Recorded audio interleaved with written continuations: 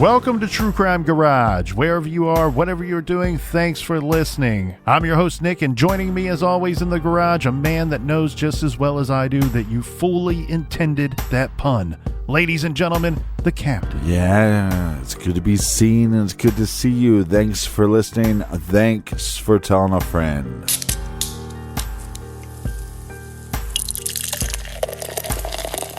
This week we are very happy to be featuring Ritual Destruction by one of my very favorite brewers. That's Jackie O's.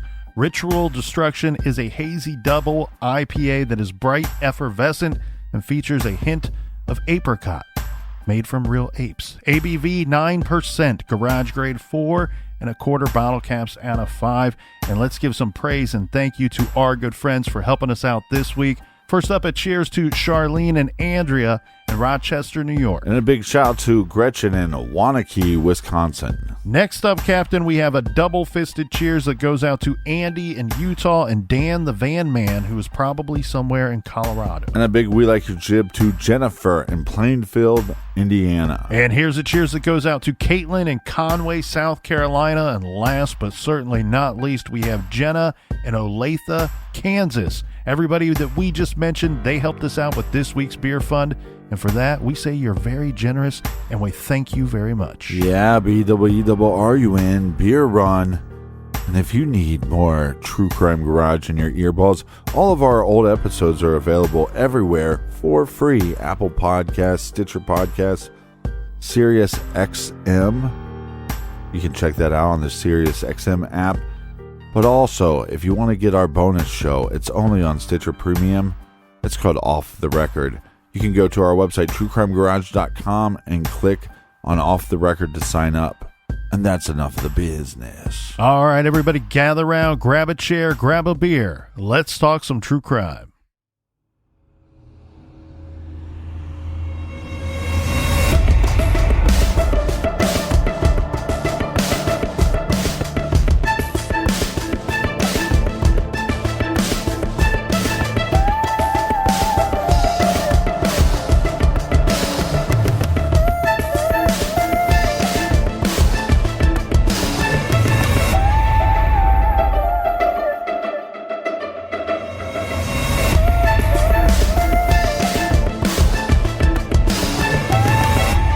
The city of Beatrice is located in the southern portion of the great Cornhusker state of Nebraska.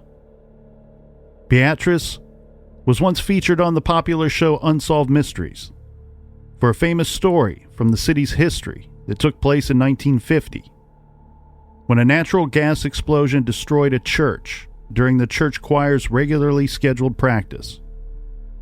But miraculously, all 15 choir members survived, because for a variety of different reasons, each of the 15 were running late that day. The true crime story we are featuring today did not make it on Unsolved Mysteries and takes place 35 years later in 1985. Today, and back in 85, the population of Beatrice is practically the same. Right around 12,500 people lived in Beatrice, which is in Gage County, Nebraska. And we will reference both Beatrice City Police and Gage County Sheriff's Department during our garage exploration of this case. Helen Wilson was born in the nearby village of Pickrell, which is also in Gage County. She was born on July 13th, 1916, and at the time of our story, she was 68 years old and living alone. Helen was retired, and her husband passed away years earlier. She was very active in her local Methodist church. In fact, she helped out quite a bit by watching some of the children at the church while their parents attended. She was also a member of the Gage County Historical Society and the Eagles Auxiliary. In the days leading up to February 1985, Helen was not feeling well. Helen had pneumonia and was relying on the help of others, including her daughter Jan. Winters in Nebraska are cold, and the February nights are even colder. On the night of February 5th, 1985, 68-year-old Helen Wilson went to bed. The next morning, Helen's brother went to her apartment on North 6th Street And sadly, at approximately 9:30 a.m. on February 6th, he found Helen dead. She had been murdered sometime between when she went to bed the night before and that morning.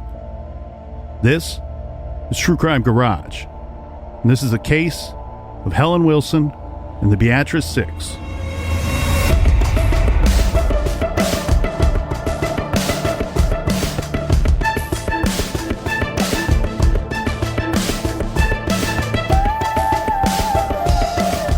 "68-year-old Helen Wilson lived alone in a small 4-room apartment located near the downtown area of Beatrice, across Route 77 from Charles Park, in apartment number 4 at 212 North 6th Street.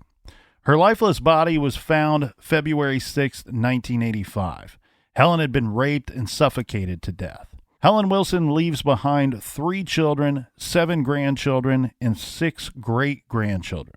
They held a closed casket service in the days that followed, and she was buried next to her husband Ray at Pleasant View Cemetery. Let's take a look at the crime scene, Captain, and go through some of the evidence in regards to this rape-homicide investigation. First off, there were very obvious signs of a break-in and a violent struggle at the scene. The door had been pried open.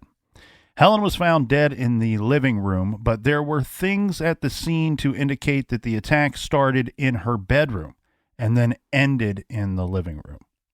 Helen's hands were bound with a towel. Now, the towel came from inside of her apartment. Her face was covered with a scarf that was tied around her neck and or head, covering her face. This, too, was her scarf.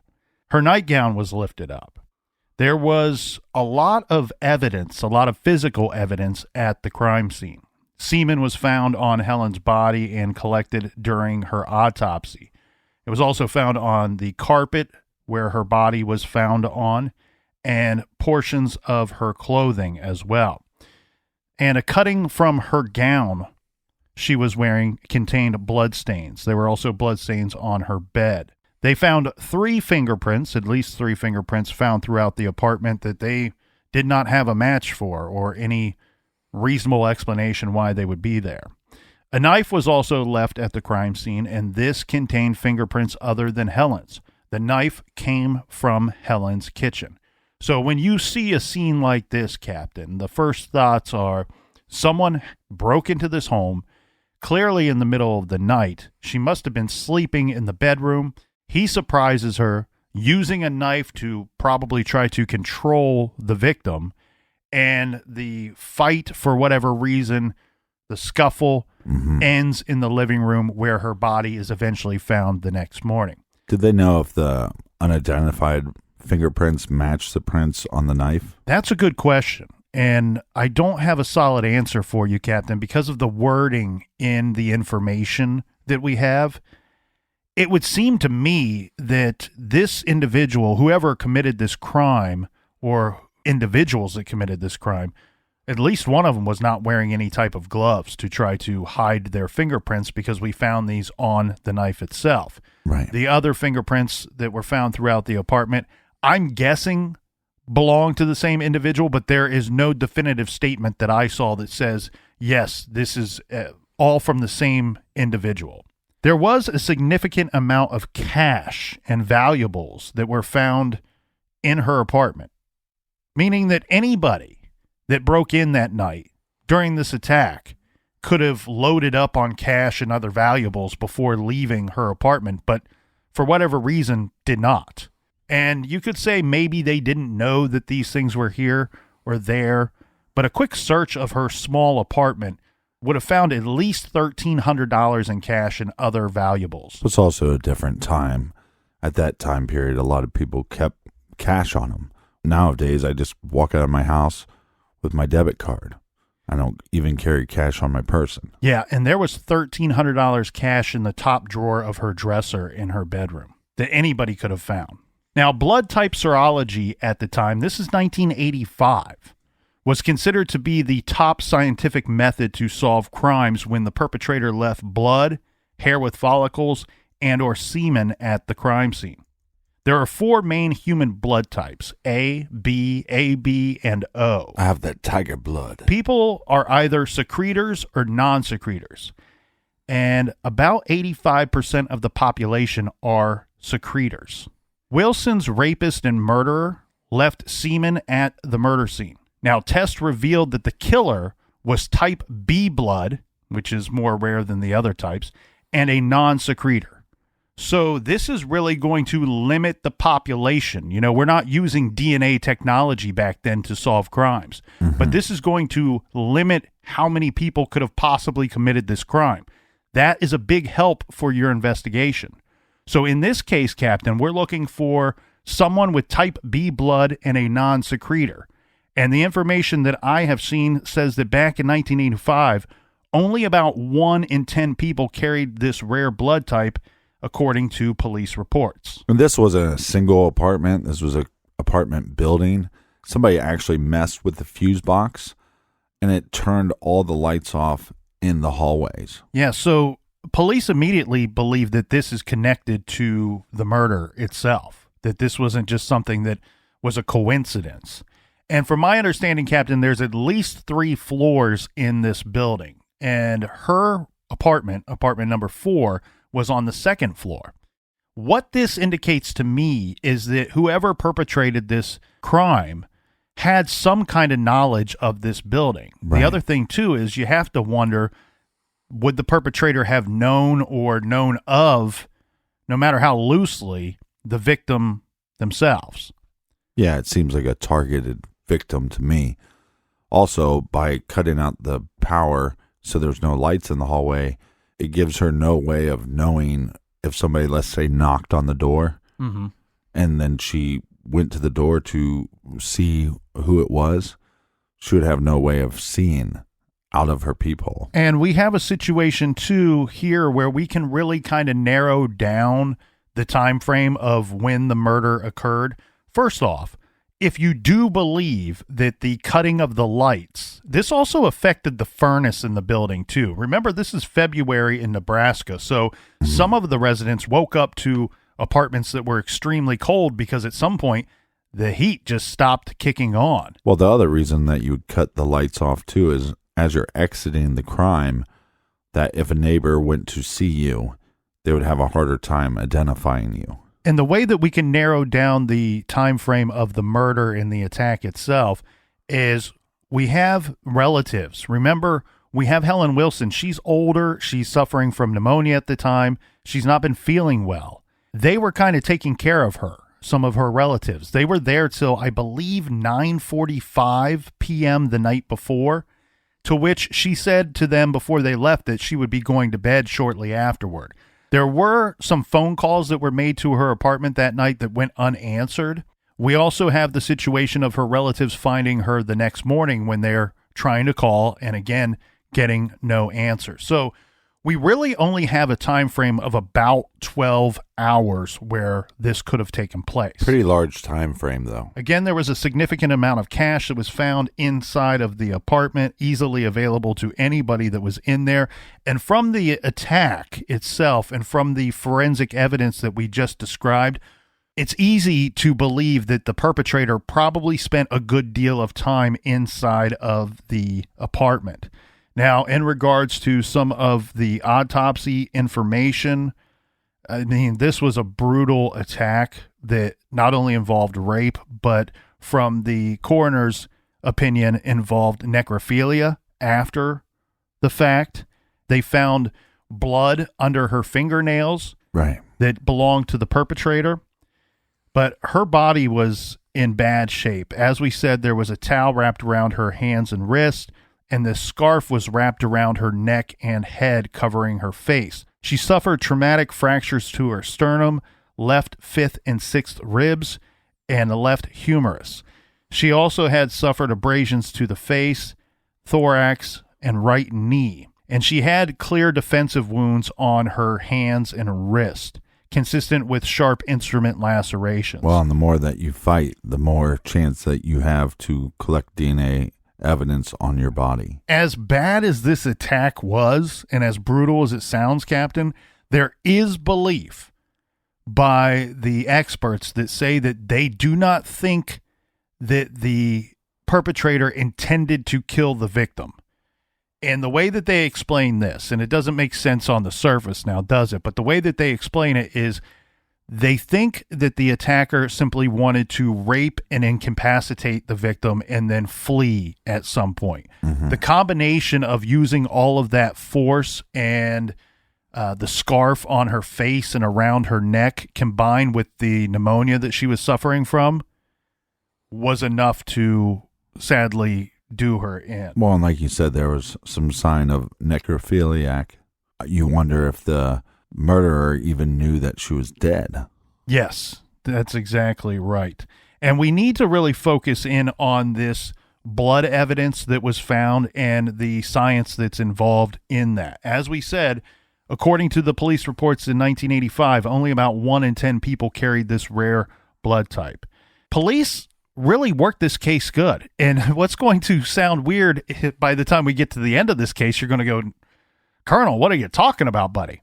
When this case first took place, when they found Helen Wilson's body, the investigating agency at that time was the Beatrice Police Department. We have Beatrice Police Chief Luckenroth and Detective Sergeant Stevens, who will be up front and center in regards to this case. Luckenroth will be the one that will speak with media and will oversee the investigation, but Detective Sergeant Stevens will be the one leading the actual investigation. And they had some information early on that led them to several suspects. Because of the fingerprints, you start questioning, is this one murderer or a group? Well, one of the individuals that they were looking at was a man by the name of Bruce Smith, who was kind of a drifter. He was a one-time resident of Beatrice who had moved away and was back in town briefly. Right. Bruce Smith, Captain, was the early prime suspect, and I'm talking about March 1985, about a month after the murder.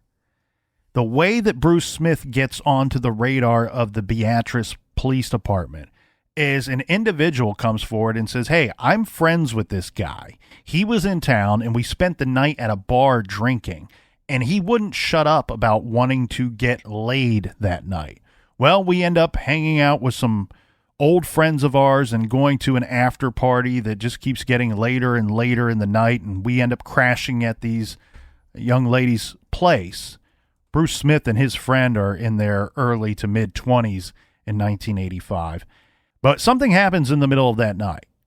And what happens is one of these young ladies says, hey, I'm sleeping, and Bruce Smith attacked me, attempted to rape me or sexually assault me in the middle of the night. So basically we know that he's this local creep and that he's back into town. So they start going through a list of people that are capable of something like this. Yeah, well, his friend is the one that brings Bruce Smith to the attention of police, because he says, well, some friend that is. The way that works out is when he tries to assault this young woman, she gives him the business and basically kicks his ass. Good for her. And his quote-unquote friend, or, sometimes you think you're friends with somebody and then you learn who they really are and decide, we're not really friends. This friend also joined in on kicking Bruce Smith's ass. So much so that he then escorted Bruce Smith out of their residence and decided, you know what, Bruce, where you want to go? I'm going to take you somewhere and drop you off. You can't stay here. So he drops Bruce Smith off, and he just says, look, I want to tell you, police, this is what was going on that night. I know she never reported the attack, but I'm not saying that they're connected. I'm just letting you know that this is the type of guy that was here in Beatrice that night, and this is what I know he did that night, that he attacked this other woman. Police love this lead, right? They end up tracking down Bruce Smith, and he was out of town, I believe, in fact, out of state, and they track him down and talk with him, and he's pretty cooperative. He says, yes, I was in town that night. Some things happened. It was a misunderstanding. And he was willing to cooperate with their investigation. Yeah, I'm sure it was a misunderstanding. Law enforcement has this blood type that they know is going to rule out most of the suspects. So they say, plain and simple, Anytime they're interviewing anybody about this case, they say, just give us your blood. Give us some your blood and your fingerprints. I want to suck your blood. And we will check into the information, and it will either clear you or it will keep you on our list. Bruce Smith submits blood and fingerprints to the police department. They run a check on it, and it turns out that Bruce Smith, who is now their prime suspect, tested, and the forensics showed that he was, in fact, type B blood, but he was a secretor. So this cleared him, and he was free to go. Police are going to have to move on with their investigation. I just wonder if you have two blood types, one a secretor, one a non-secretor, if that would mess up the testing. Well, you can have a mixed sample. Like you'd have like the victim's blood was a secretor, so somehow that gets tampered with the other blood, and that would confuse the test. Yes, you can have a mixed sample when it comes to the forensics on these cases. In fact, that's what we had in the Barbara Blatnick case that we discussed a couple years ago. About 90 days into Beatrice Police Chief Don Luckenroth's homicide of Helen Wilson investigation, police announced that phone tips and police suspicions led to checks into 62 men. Now, around this time, Helen's daughter, Jan, was interviewed. Jan said that the citizens of Beatrice and others from around the area were very sympathetic to her and her family, saying, quote, "This town is fantastic. I've lived here all my life, and the people are just wonderful."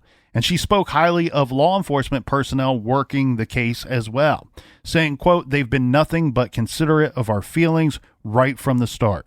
Shortly after the murder of Helen Wilson, her family established a reward fund being offered for information leading to the arrest of the killer. When Helen's family set up the reward, it was for $1,000. But after 90 days, and with the help of other contributors from members of the public, the reward as of June of 1985 was just over $3,500. Now, Jan urged members of the elderly community to take security precautions and asked that if anyone may have seen something out of the ordinary on February 3rd and February 4th, or if they know someone acting strange after the murder, to please contact Beatrice Police Department. Well, the FBI also was brought into this case pretty quickly. They sent out just a single agent. But like we said, this is a very small town, just a little over 12,000 people. And with that blood sample, you're able to eliminate so much of the population. There will be a lot of blame to be thrown around here, Captain, in what will ultimately be a horrific investigation into this murder case. What I want to point out one more time is Police Chief Luckenroth and the Detective Stevens. Look at the work that they're doing. It's 1985. They are making sure that they collect all of the proper forensic evidence at the crime scene, that it's stored properly, that it's tested, and that information is kept and used to steer their investigation. They're also bringing in other agencies. They recognize, look, we're the Beatrice Police Department. This might be above our bar. So let's bring in an expert and have them assist us, or at least tell us where to go with our investigation, because we need a little guidance. Usually these things are solved within 48 to 72 hours. Let's bring in the FBI. So the FBI sends Special Agent Peter Klismet to speak with and work with the Beatrice Police Department. And he's going to put together an FBI profile, a perpetrator profile on Helen Wilson's homicide investigation. And my summarized version of his profile reads as follows. It is not likely that Helen Wilson was a victim of a crime of opportunity. It is possible the victim was surveilled or possibly known to the offender. Robbery was definitely, listen to that, robbery was definitely not the motive for the attack or murder. The knife used came from inside the home. This was used by the perpetrator to gain control of the victim. This attack is definitely connected to the same individual that committed the failed attacks on single elderly women a year and a half to 2 years ago. All right, so I want to talk about this and break in here for a minute here, Captain. So you want to break into your own conversation? In Beatrice. Yes. in 1983, there were several attacks that were undetermined to be related or not, where someone broke into a single elderly woman's home or apartment and attempted to either rape them or assault them, but was unsuccessful for whatever reason. May have gotten scared off, maybe she fought back, got spooked, whatever. Ended up leaving the scene, fleeing the scene. This information was given to the FBI when they were reviewing Helen Wilson's murder investigation. And this is our special agent saying, this attack, in his opinion, was definitely connected to those 3 failed attacks that took place a year and a half to 2 years ago. He goes on to add, these attacks took place in the middle of the night within blocks of Helen Wilson's apartment. Mm-hmm. The killer may live alone. He might live close to the murder scene and the previous attacks. He's probably unemployed. If he does work, it's unskilled labor. He has a terrible self-image and is confused about his own sexual identity. Between the last known attack, the attempted rape in August of 1983, that's the last of the 3 attacks that took place previously, Yeah. and the murder of Helen Wilson in February of 1985, the attacker may have left town for a new job, joined the military, or been busted for prowling somewhere. It goes on to say that there's a strong possibility that the killer hated or resented older women and probably had a terrible relationship with his mother. Oh, not his mother. He may have experienced emotional abuse or torment from his mother, grandmother, or some other older female relative. This attack, rape, and murder was most definitely committed by one single male perpetrator. The man that you are looking for is most likely a white male, short or of medium height, in his early 20s, thin, a high school dropout, considered a loner, viewed as odd or wimpy in school, and came from a broken home. He owns pornography and likely spent time in a juvenile facility or underwent counseling. He is engaged in fetish burglaries and or window peeping. If he has not been arrested for these types of crimes, he did it without being caught. He is sloppy. He is dressed poorly. He has bad hygiene. He knew the area and possibly the building. He had a well-planned escape route and did not feel that he would be caught.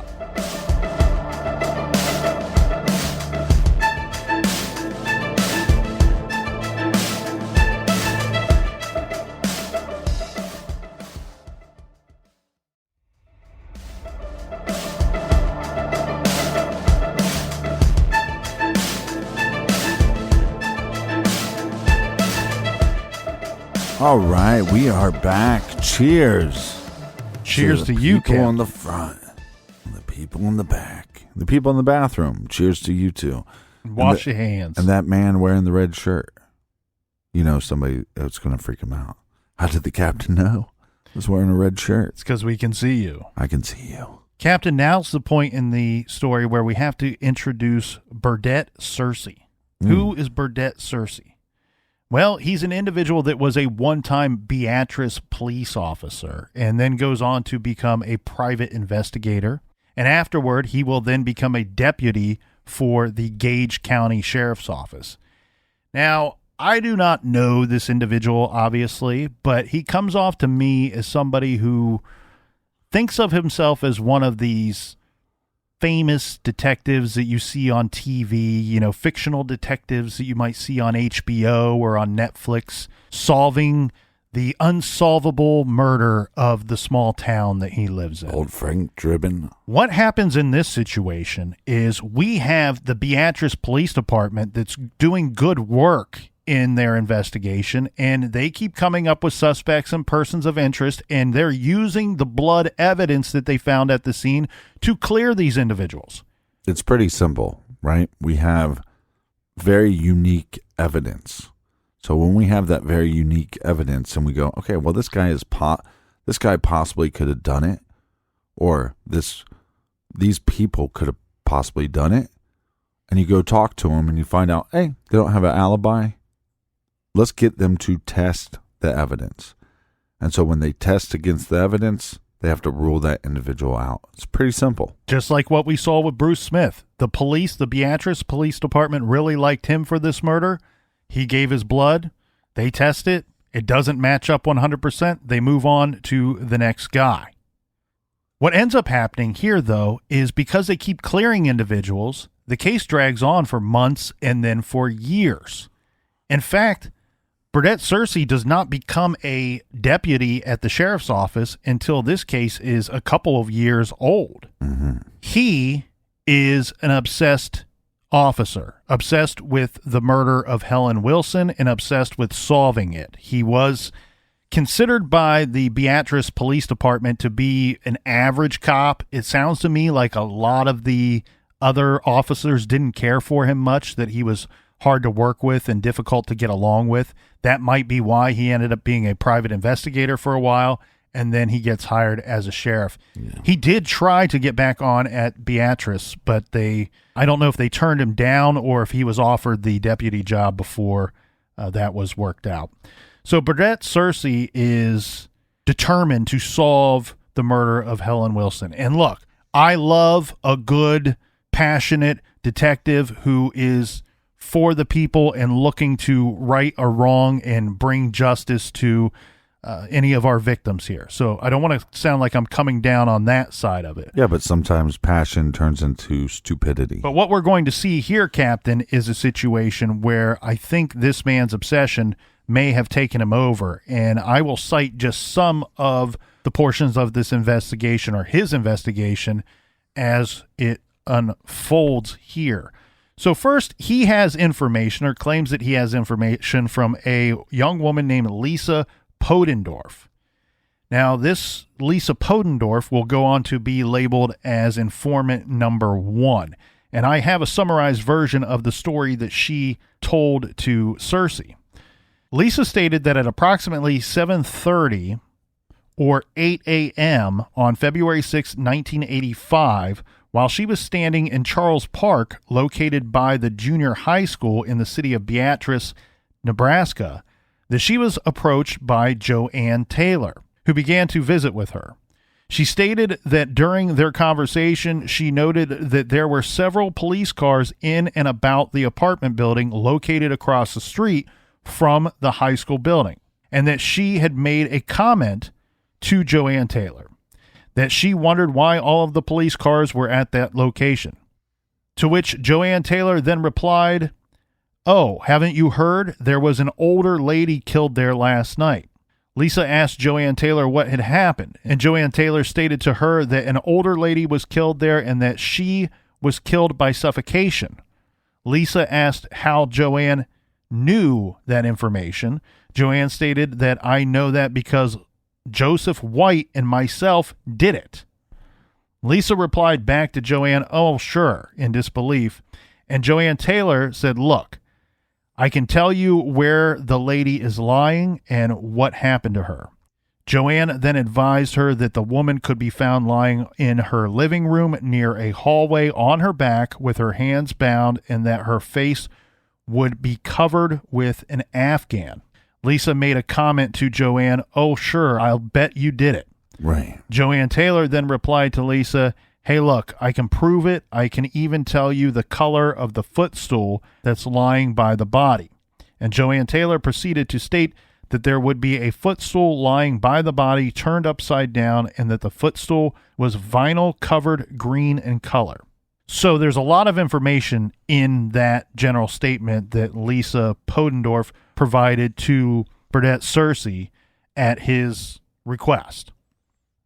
Some of that information is factual crime scene information, and some of it is incorrect. Yeah, bullshit malarkey. We do need to point out that this is information that Searcy says he received shortly after the homicide, but then received it again years later from this same source. One of the problems with this Lisa's statement is right from Jump Street, where she says at approximately 7:30 to 8 o'clock a.m. on February 6th, she's standing there, she talks to Joanne Taylor, and they're discussing all of the police cars across the street that are in front of that apartment building. Well, we know that Helen Wilson's body was not discovered until 9:29 a.m. There were no police cars there during the time that she says she was having this conversation and that police cars were there. Right. The information about where the body was located in the apartment was correct. The manner of death was correct. In fact, the stool kicked over lying on its side near the body was correct as well. This is going to prompt Deputy Cersei to believing, well, by Jove, I've got it. I've finally solved the unsolvable murder of our small town. Well, but every time, in his defense, if you hear this rumor years ago and now this rumor is creeping back up, you start thinking that maybe there's some weight there to it. Well, and in a move that I don't love, but I guess, sometimes if something's not getting solved, you got to get other people involved. The sheriff's office, knowing this information now, they're determined to take over this case. And I imagine they were probably assisting the Beatrice Police Department along the way up to this point.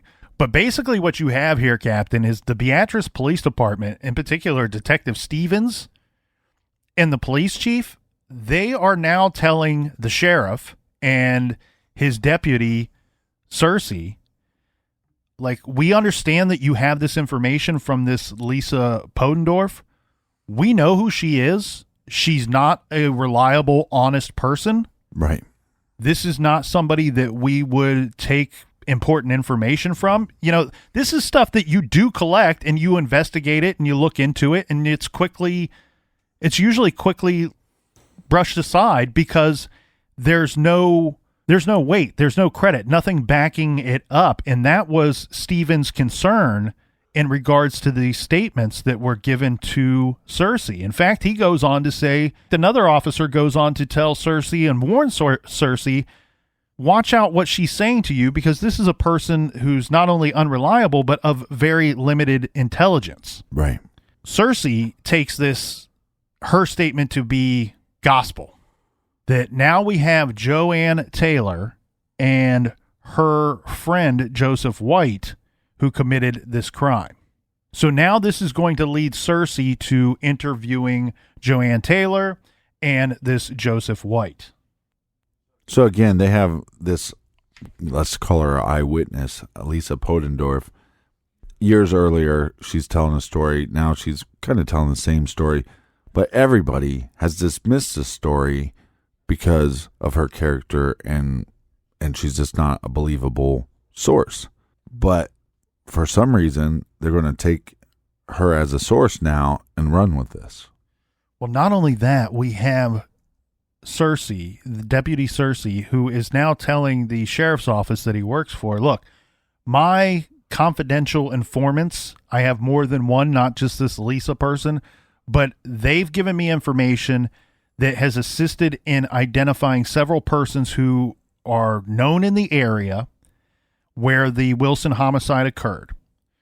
So in addition to this Joseph White and Joanne Taylor, Cersei is now telling the sheriff's office that this investigation has led him to consider Thomas Winslow, Cliff Sheldon, Mark Goodson, Beth Johnson, Debbie Brown, and Charlotte Mendenhall, also known as Charlotte Bishop, as persons of interest in this case. So at this time, he's not necessarily saying that all of these individuals did in fact commit the murder. Right. But these are all persons of interest to him based off of information that he's been told by, these could be local gossip people. They could be rumors that are going around town. Mm-hmm. But whatever he's hearing is leading him to believe that some of these individuals are involved in Helen Wilson's homicide. Well, and sometimes when you have especially a local case and very small community, you start hearing these rumors, but you might have, one or two of these individuals are the killers, but we know that they were all at a party at some point and this story was shared. So all these individuals know about the crime. The interesting thing here, Captain, is now we have 8 individuals that Cersei is concerned with as being possible persons of interest. And he's going to have to investigate each one of these individuals, at the very least, check into their whereabouts, see if they have alibis, maybe obtain blood from each one of them and fingerprints, interview them, figure out who to leave on his list of suspects or include on his list of suspects and who to eliminate. So as he's investigating these persons of interest, he verified that on the night of the homicide, one of his persons of interest, Cliff Sheldon, was at a hospital, and Beth Johnson was at her parents'. Okay, so they seem to have pretty good alibis. Mark Goodson told Cersei that he was out of town on the night of the homicide, and it appears that Cersei believed Goodson's statement. Sounds like Cersei's willing to believe just about anything. Right. Thomas Winslow claimed that he was working at a truck stop on the night of the homicide, but we have some information where Cersei does some good work here. He actually finds out later that this Thomas Winslow called in sick that night. So while Winslow may have thought that he was at work, or at least was using that as a false alibi, Cersei finds information to determine that that, in fact, is not correct, and he does not have an alibi. At this point in the investigation, they went from thinking that maybe 8 people were involved or knew something about the crime to 5 people that could be involved or know something about the crime. And he's really going to hone in on 3 of these characters in particular, and that's going to be Joseph White, Joanne Taylor, who he's already been told by Lisa were there and committed that murder. And now he is interested in this Winslow guy because, remember, he does not have an alibi for that night. He does a little more digging into Winslow and figures out that he has a previous arrest record. It's all kind of pretty petty stuff, but of interest on his arrest record is a situation where someone kicked in a door to an elderly woman's home in the middle of the night. She calls it in. Police show up on the scene, and they find a man walking in the area. Well, this is that Winslow character. So he's brought in and actually charged with some kind of misdemeanor of menacing or vandalism, something of that nature. Well, he sees that on Winslow's record, and he says, you know what? This is a clear indicator that he was probably trying to break into that woman's home so that he could rape and maybe even kill or rob the woman that night. Yeah, and his little pea brain, he's going, got him. Got him. To Winslow's credit, he says he was simply just walking in the area. When police showed up, he was the only one there, so they believed that he, in fact, was the one that was guilty of kicking in this woman's door. Well, and as they're doing more digging, too, they figure out that Joseph White and Joanne Taylor, the ones that he believes are responsible for these murders, left town just a little bit after the murders took place. That information is true, and that's certainly going to make them look guilty to Deputy Cersei.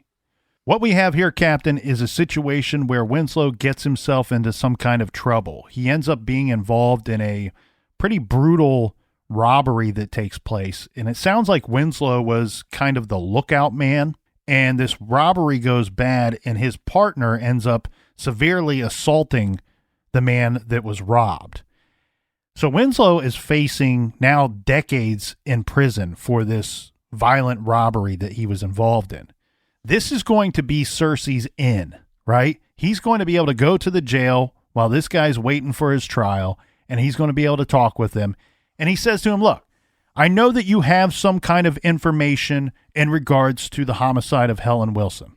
Tell me what you know. Do you know a Joanne Taylor? Yes. Do you know a Joseph White? Yes. You're friends with them. I was friends with them a long time ago. I was friends with them 4 years ago, just before they left town shortly after the murder. What ends up happening is after a long interview process, Winslow is now saying and getting an opportunity to get off of this long prison sentence for the violent robbery if he agrees to say that Joseph White and Joanne Taylor told him that they committed the homicide, and that is why they were leaving town.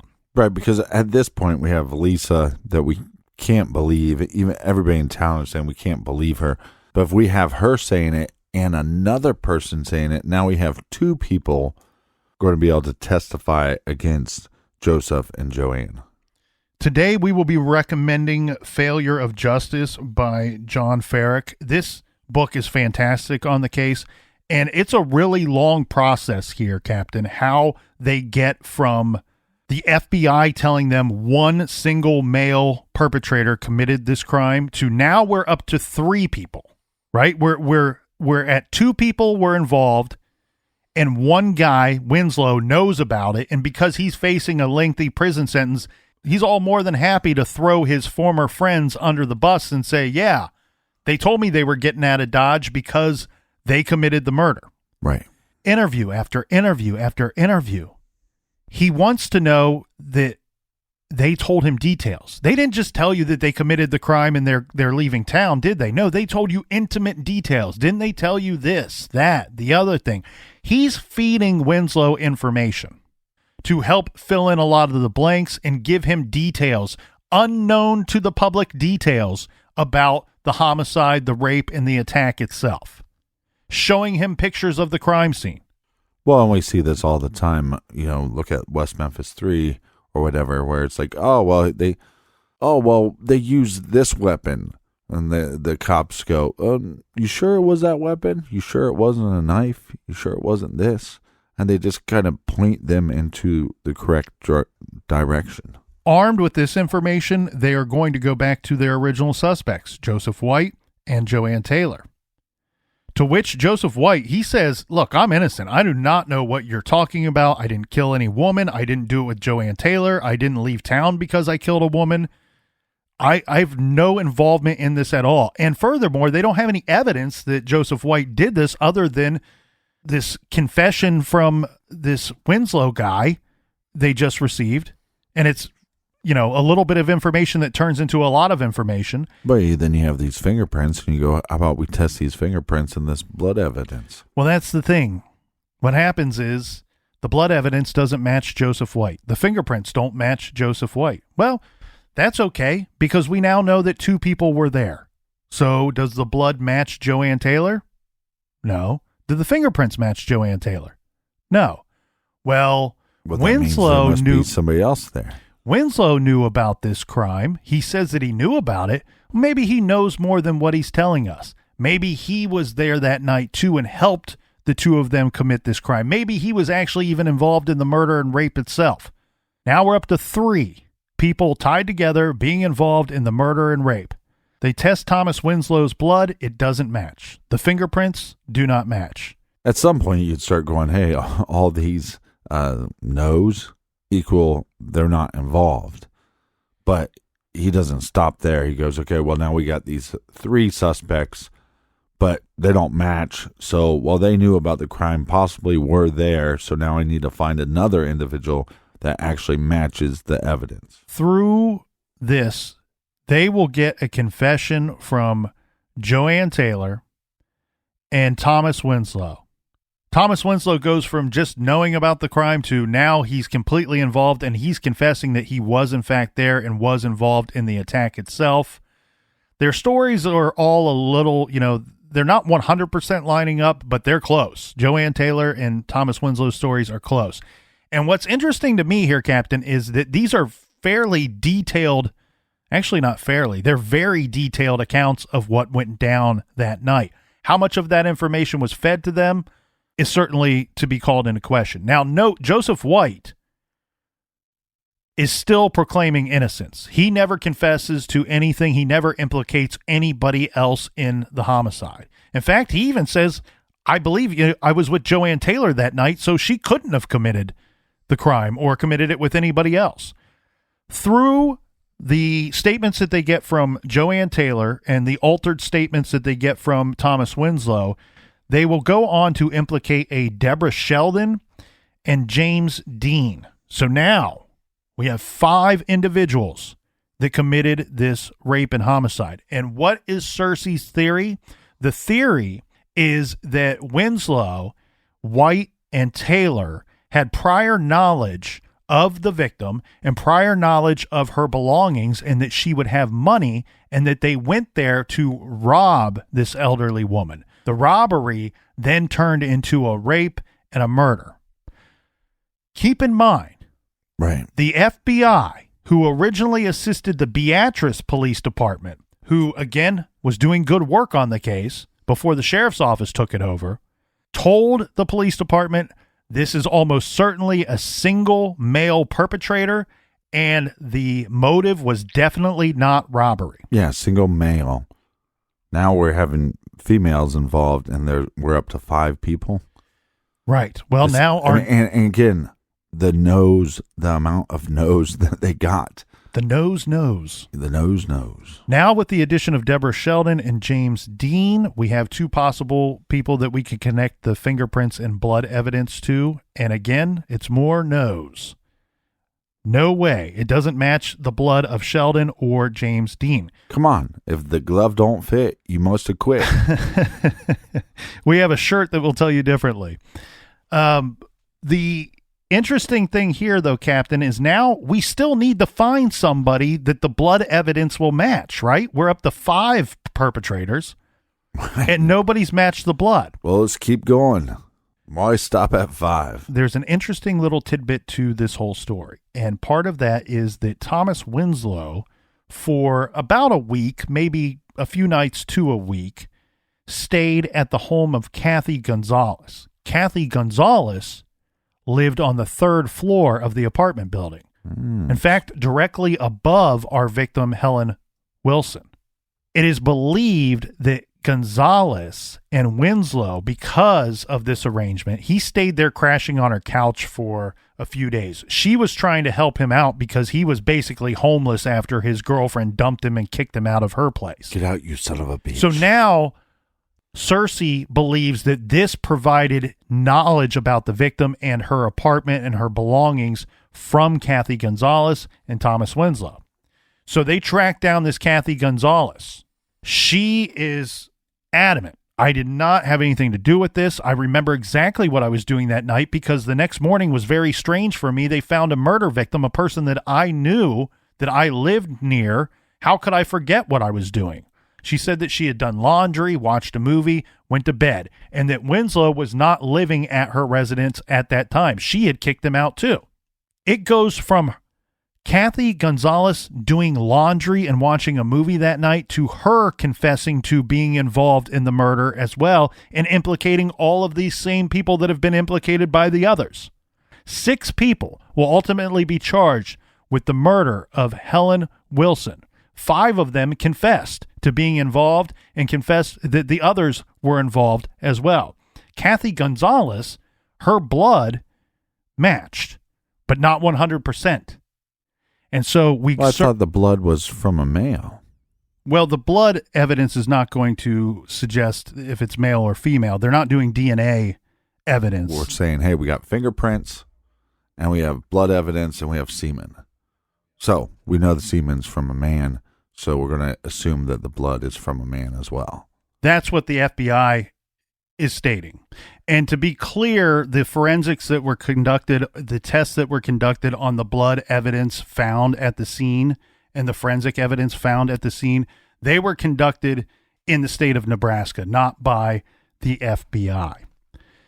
Kathy Gonzalez, her blood matches, but it's not a 100% match, but it's close enough for Cersei and the sheriff's office to continue with their charging these 6 individuals with homicide. Now, what their statement is going to be is that because we have so many perpetrators, plus we have a victim, that they weren't going to be able to get a 100% match because it's probably a mixture, some kind of blood mixture. Yeah, that makes sense. The confessions, the 5 confessions, are what will ultimately win over these convictions of all 6 of these individuals.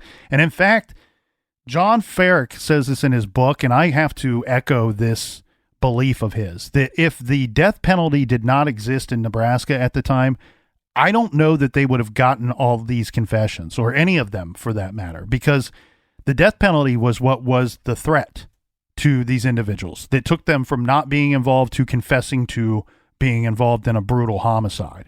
And I don't want to get into opinions on death penalty for, against. That's not what we're here to discuss. Just know that that was used as leverage against these individuals. Plus, we also have a group that's really kind of a group of down and out people. You know, some people that have had tough upbringings, have had bad situations, some that are not quite all there, some that are easily impressionable. Yeah, but what they do is they use multiple people against each other, not just one and one. If it's one and one, you start thinking, well, it's he said, she said. Once these law enforcement officers are saying, look, we know you're involved. And if you don't cooperate like the others are cooperating, we're going to give you the death penalty. So then you're going to start contemplating in your head, well, I'm innocent of the crime. I definitely don't want to die because of it. So if I go along with the others, then at least I'm alive in prison and I have a fighting chance to get out. In 1989, the 6 that will go on to be known as the Beatrice 6 were arrested for the crime of murder. Ultimately, all 6 are charged and convicted, and they will all serve pretty lengthy prison sentences. Now, this will be up until they are all 6 of them, exonerated in 2009. And the reason for this is that in 2008, DNA evidence implicated to a 100% certainty that Bruce Allen Smith, the original prime suspect in the murder, was the sole perpetrator of this rape and homicide. But I thought his blood didn't match. But what we have here, Captain, is that Bruce Allen Smith was eliminated by testing performed by later disgraced lab analyst Joyce Gilchrist. So she just did a shoddy job with her testing and her findings in her test. Now, unfortunately, even though we've proven that Bruce Allen Smith committed this homicide, he could not be prosecuted because he died in Oklahoma back in 1992. Right. So he's dead and gone while these other individuals are sitting in prison for this murder charge. Now, out of the 6, the way it works is some of them got only 10 years and some of them got like 40 years and others got life in prison. That's correct. We have White, who received life in prison. The 2 males were charged, most heavily charged, because they were the ones that were implicated by the others as committing the rape and the murder itself. Right.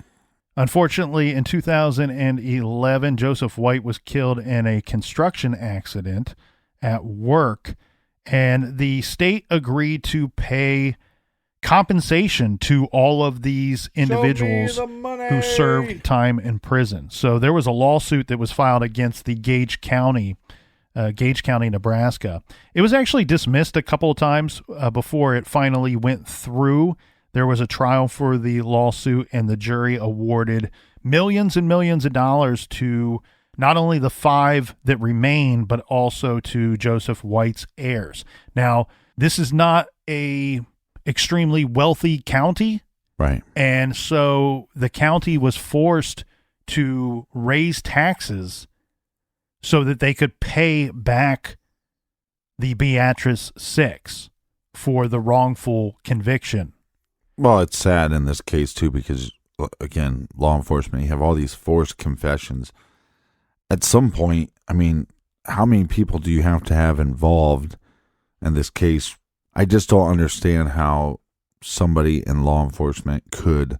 It's almost like they had to make up the story as they went along. And that's what Cersei was doing. And a little bit in his defense, I'm not going to come to his defense too much, but when you have these suspicions and you have this completely bogus theory that he believed, I believe that he actually believed his own theory. Yeah, well, I believe that you believe that he believed his own theory. And the problem then becomes he starts finding people that are going along with his theory and filling in a lot of the blanks along the way. Now, they got to some of these fill in the blanks. They got some of these blanks filled in by some questionable behavior. You know, you had a psychologist that was involved that was telling people, you know, well, you probably blocked it out. You know, you could have been there and completely blocked it out. Just because you don't remember it doesn't mean you didn't do it, right, that you weren't there.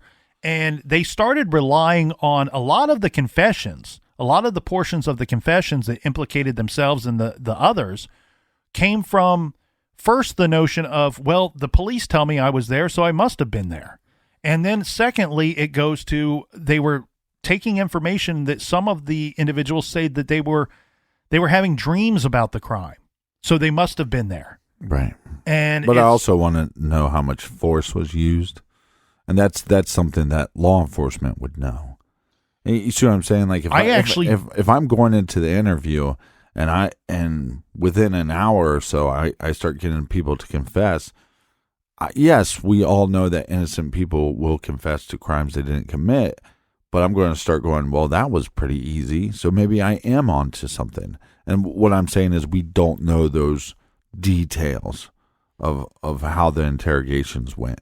Well, if you want to know the details, check out John Farrick's book, because he details that in his book. And what we do learn is that I don't believe that there was any type of force or abuse that was used. I mean, I shouldn't say any type of abuse, because there was certainly some type of abuse, but I would put that more on the mental and emotional aspect of really kind of trying to corral these individuals and convincing them that they did in fact do this, and altering their own statements and giving it back to them. We're talking about a situation where we have multiple individuals that were interviewed multiple times over series of days and weeks and so on and so forth. And a lot of them started off with the story that they were innocent and had nothing to do with it. And over time, after being interviewed over and over and over again and sitting with the police psychologist and being hypnotized and this, that, and the other thing, it morphs into this weird situation of they go from being innocent to, yeah, I was guilty and they're guilty too. But that's what drives me nuts about some of these law enforcement and some of these detectives. It's the level of manipulation. It's the level of manipulations that you have to use on these individuals and multiple individuals to get any kind of confession. At some point, you should understand that you're only getting that confession because of the manipulation, not because it's the truth.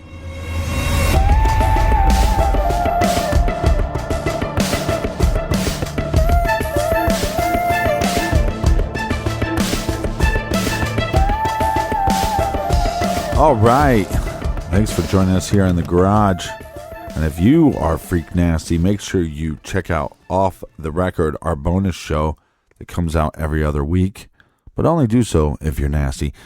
Colonel, do we have any recommended reading for this week? Yes, sir, Captain. Obviously, this week we will be recommending Failure of Justice, a brutal murder and an obsessed cop, and 6 wrongful convictions by John Farrick. You can find that wonderful title and many others on our website, truecrimegarage.com. Click on the recommended page. This book is incredible. This is a very convoluted and difficult to understand story because there's so many people involved. There's so many different confessions. John Farrick did an amazing job of laying this case out and really detailing every portion of this case, an investigation that ultimately took over 4 years. So make sure you check out Failure of Justice by John Farrick. It's also available on Audible, so you can check it out there. I'm actually listening to it right now as we speak, as we record. Make sure you join us back here in the garage next week. Until then, be good, be kind, and don't